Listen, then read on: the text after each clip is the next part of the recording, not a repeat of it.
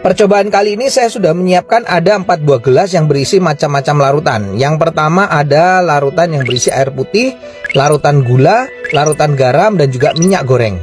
Dan masing-masing larutan nanti saya akan campurkan dengan sel darah manusia. Ini adalah darah manusia yang sudah ambil menggunakan jarum suntik. Nah, lalu saya akan teteskan pertama kali pada larutan yang pertama, yaitu air putih. Kalau kita perhatikan di sini darah dengan air putih langsung akan larut. Bahkan ini saya siapkan ada batang pengaduk, saya akan aduk sampai dengan merata, dan di bagian batang pengaduknya pun juga tampak bersih, tidak ada darah yang menempel. Ini artinya darah dengan air dia akan terlarut sempurna. Lalu bagaimana dengan larutan gula? Saya akan teteskan darah pada larutan gula. Kalau kita bandingkan dengan air putih tadi, pada larutan gula ini sel darahnya tidak akan larut ke bawah, justru dia akan mengendap di bagian atas.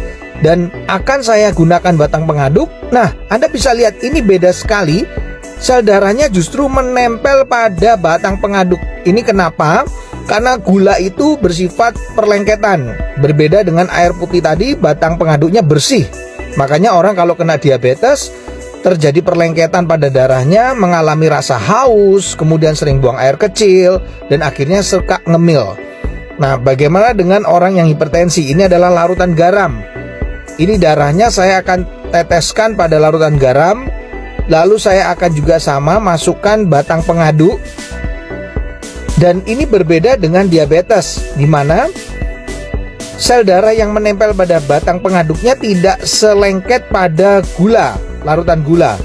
Tapi yang membedakan pada orang darah tinggi atau hipertensi yang terlalu sering makan asin-asin, ini kelihatan sel darah merahnya akan terurai, dia akan rusak, dia akan pecah.